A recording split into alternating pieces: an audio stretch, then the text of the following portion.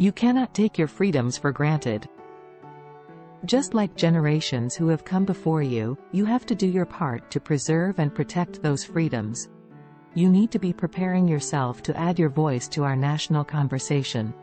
You need to prepare yourself to be informed and engaged as a citizen, to serve and to lead, to stand up for our proud American values and to honor them in your daily lives. If we want maturity, we have to be mature. If we want a nation that feels hopeful, then we have to speak in hopeful terms. We have to model what we want. I want our young people to know that they matter, that they belong. So don't be afraid. You hear me, young people? Don't be afraid. Be focused. Be determined. Be hopeful. Be empowered. Empower yourself with a good education. Then get out there and use that education to build a country worthy of your boundless promise. Led by example with hope. Never fear. We have bumps in the road. We have ups and downs, but I want our kids to move forward, I don't care where they come from, with strength and with hope. Plenty of folks, including me and my husband, started out with very little. But with a good education and a lot of hard work, anything is possible.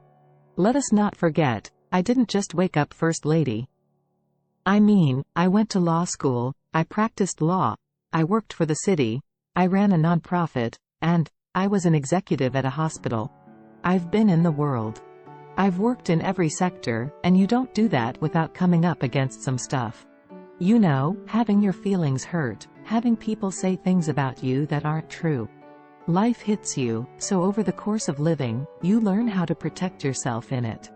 You learn to take in what you need and get rid of the stuff that's clearly not true. We're so afraid of each other. Color, wealth, these things that don't really matter still play too much a role in how we see one another. And it's sad, because the thing that least defines us is the color of our skin. I will always be engaged in some way in public service and public life. The minute I left my corporate law firm to work for the city, I never looked back. I've always felt very alive using my gifts and talents to help other people. I sleep better at night. I'm happier. Do not ever let anyone make you feel like you don't matter, or like you don't have a place in our American story, because you do. And you have a right to be exactly who you are. I'm not done. I'm too young to stop. When someone is cruel or acts like a bully, you don't stoop to their level. No, our motto is, when they go low, we go high. Whether you come from a council estate or a country estate, your success will be determined by your own confidence and fortitude. Your story is what you have, what you will always have. It is something to own. Am I good enough? Yes, I am. Men who are truly role models don't need to put down women to make themselves feel powerful. If there's one thing I've learned in life, it's the power of using your voice. Instead of letting your hardships and failures discourage or exhaust you, let them inspire you. Let them make you even hungrier to succeed.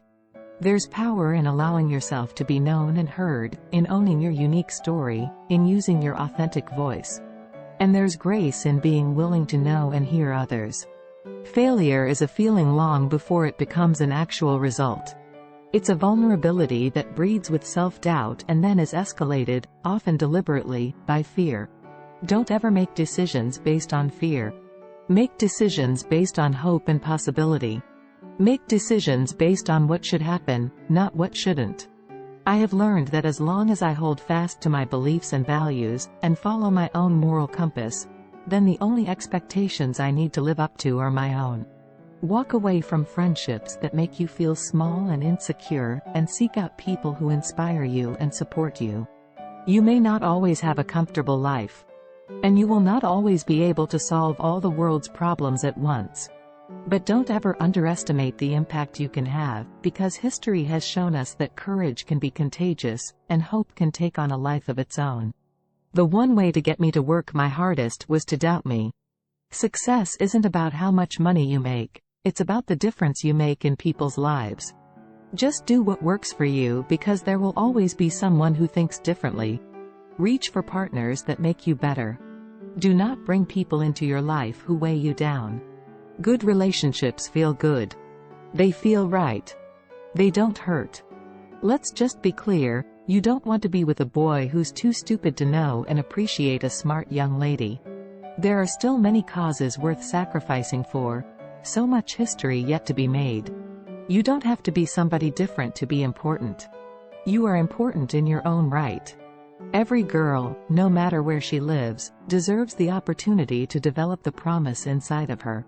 No country can ever truly flourish if it stifles the potential of its women and deprives itself of the contributions of half its citizens.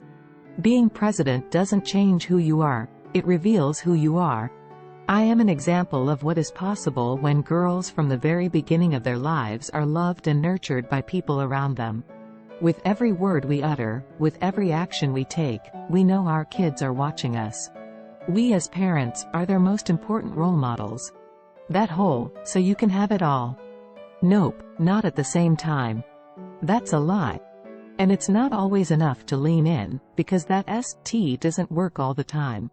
Now I think it's one of the most useless questions an adult can ask a child. What do you want to be when you grow up? As if growing up is finite. As if at some point you become something and that's the end. If you don't get out there and define yourself, you'll be quickly and inaccurately defined by others. For me, becoming isn't about arriving somewhere or achieving a certain aim. I see it instead as forward motion, a means of evolving, a way to reach continuously toward a better self. The journey doesn't end. Do we settle for the world as it is, or do we work for the world as it should be? For every door that's been opened to me, I've tried to open my door to others. Friendships between women, as any woman will tell you, are built of 1,000 small kindnesses, swapped back and forth and over again. One of the lessons that I grew up with was to always stay true to yourself and never let what somebody else says distract you from your goals. And so when I hear about negative and false attacks, I really don't invest any energy in them, because I know who I am. Women endure entire lifetimes of these indignities, in the form of catcalls, groping, assault, oppression. These things injure us. They sap our strength. Some of the cuts are so small they're barely visible. Others are huge and gaping, leaving scars that never heal. Either way, they accumulate. We carry them everywhere, to and from school and work, at home while raising our children, at our places of worship, anytime we try to advance. We should always have 3 friends in our lives, one who walks ahead who we look up to and follow, one who walks beside us, who is with us every step of our journey, and then, one who we reach back for and bring along after we've cleared the way. Now that I'm an adult, I realize that kids know at a very young age when they're being devalued, when adults aren't invested enough to help them learn. Their anger over it can manifest itself as unruliness. It's hardly their fault. They aren't bad kids. They're just trying to survive bad circumstances. The arts are not just a nice thing to have or to do if there is free time or if one can afford it. Rather, paintings and poetry, music and fashion, design and dialogue, they all define who we are as a people and provide an account of our history for the next generation. I am still in progress, and I hope that I always will be. It's remarkable how a stereotype functions as an actual trap. How many angry black women have been caught in the circular logic of that phrase? When you aren't being listened to, why wouldn't you get louder? If you're written off as angry or emotional, doesn't that just cause more of the same? In life, you control what you can. Bullies were scared people hiding inside scary people. Dominance, even the threat of it, is a form of dehumanization. It's the ugliest kind of power. When it came to the home for dinner dilemma, I installed new boundaries, ones that worked better for me and the girls. We made our schedule and stuck to it. It went back to my wishes for them to grow up strong and centered and also unaccommodating to any form of old-school patriarchy. I didn't want them ever to believe that life began when the man of the house arrived home. We didn't wait for Dad. It was his job now to catch up with us. I have had to learn that my voice has value. And if I don't use it, what's the point of being in the room? Let's invite one another in. Maybe then we can begin to fear less, to make fewer wrong assumptions, to let go of the biases and stereotypes that unnecessarily divide us. Because people often ask, I'll say it here directly, I have no intention of running for office, ever. I've never been a fan of politics, and my experience over the last 10 years has done little to change that. I continue to be put off by the nastiness, the tribal segregation of red and blue, this idea that we're supposed to choose one side and stick to it, unable to listen and compromise, or sometimes even to be civil. I grew up with a disabled dad in a too-small house with not much money in a starting-to-fail neighborhood, and I also grew up surrounded by love and music in a diverse city in a country where an education can take you far. I had nothing or I had everything. It depends on which way you want to tell it. The easiest way to disregard a woman's voice is to package her as a scold. What I knew from working in professional environments, from recruiting new lawyers for Sidley and Austin to hiring staff at the White House, is that sameness breeds more sameness, until you make a thoughtful effort to counteract it. Focus on what you can control. Be a good person every day. Vote. Read. Treat one another kindly.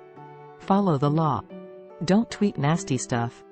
It's a sensation I've come to love as I've traveled more, the way a new place signals itself instantly and without pretense. The air has a different weight from what you're used to. It carries smells you can't quite identify, a faint whiff of wood smoke or diesel fuel, maybe, or the sweetness of something blooming in the trees. The same sun comes up, but looking slightly different from what you know. Women in particular need to keep an eye on their physical and mental health, because if we're scurrying to and from appointments and errands, we don't have a lot of time to take care of ourselves. We need to do a better job of putting ourselves higher on our own to-do list. No one, I realized, was going to look out for me unless I pushed for it. Kids wake up each day believing in the goodness of things, in the magic of what might be. They're uncynical, believers at their core. We owe it to them to stay strong and keep working to create a more fair and humane world. For them, we need to remain both tough and hopeful, to acknowledge that there's more growing to be done. You don't really know how attached you are until you move away, until you've experienced what it means to be dislodged, a cork floating on the ocean of another place. Grief and resilience live together. Barack and I were raised with so many of the same values, like you work hard for what you want in life. That your word is your bond, that you do what you say you're going to do. That you treat people with dignity and respect, even if you don't know them and even if you don't agree with them. I knew from my own life experience that when someone shows genuine interest in your learning and development, even if only for 10 minutes in a busy day, it matters. It matters especially for women, for minorities, for anyone society is quick to overlook. Since stepping reluctantly into public life, I've been held up as the most powerful woman in the world and taken down as an angry black woman. I've wanted to ask my detractors which part of that phrase matters to them the most. Is it angry, or black, or woman? The punches hurt, even if I understood that they had little to do with who I really was as a person. My mother maintained the sort of parental mindset that I now recognize as brilliant and nearly impossible to emulate, kind of unflappable Zen neutrality. She wasn't quick to judge and she wasn't quick to meddle. Instead, she monitored our moods and bore benevolent witness to whatever travails or triumphs a day might bring. When we'd done something great, we received just enough praise to know she was happy with us, but never so much that it became the reason we did what we did. Becoming requires equal parts patience and rigor. Becoming is never giving up on the idea that there's more growing to be done.